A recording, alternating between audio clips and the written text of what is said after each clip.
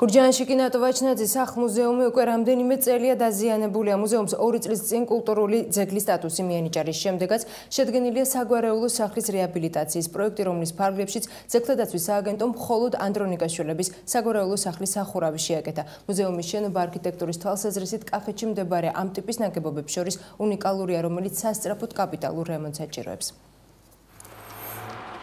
გურჯაანში ნატოვაჩნაძის სახლ-მუზეუმი ბოლოს 2010 წელს შეაკეთეს. გაამაგრეს კედლები, გადახურეს სახურავი. დღევანდელ დღეს სახლ-მუზეუმი ასე გამოიყურება. თავისი არქიტექტურით უნიკალურ ანდრონიკაშვილების საგვარეულო სახლში და ვაჩნაძის საექსპოზიციო დარბაზში მორყეულია ხის აივნები და კიბეები. დაზიანებულია იატაკი.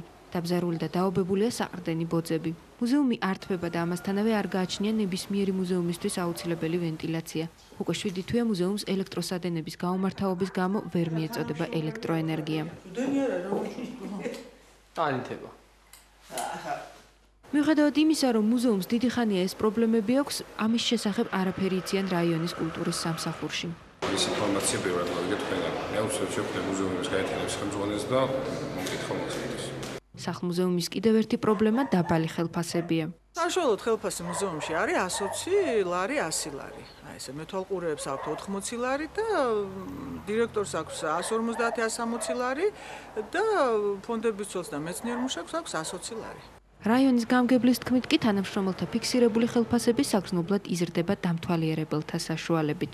გარდა იმისა, რომ ჩვენ ვაძლევთ სუბსიდიას და მათ აქვთ დარიცხული ხელფასი 100 ლარის ოდენობით, მათ აქვთ ასევე თავისი შემოსავლები, ანუ დამთვალიერებელისგან შემოსული თანხები, რითაც საგრძნობლად ეზრდებათ უკვე, რა თქმა უნდა, ხელფასის ოდენობა. ზუსტად როდის და რაოდენობის თანხით განხორციელდება გურჯაანის ნატოვაჩნაძის სახელობის სახლ-მუზეუმის ჯერ კიდევ 2 წლის წინ დაგეგმილი რეაბილიტაცია არავინ იცის. ამაზე პასუხი ადგილობრივ ხელისუფლებას არ აქვს, სამაგეროდ აქვთ პასუხი, რომ კახეთის კიდევ ერთი ღირსშესანიშნაობის სიყვარულის ქალაქის სიღნაღის რეაბილიტაცია სახელმწიფოს დაახლოებით 22 მილიონი ლარი დაუჯდა.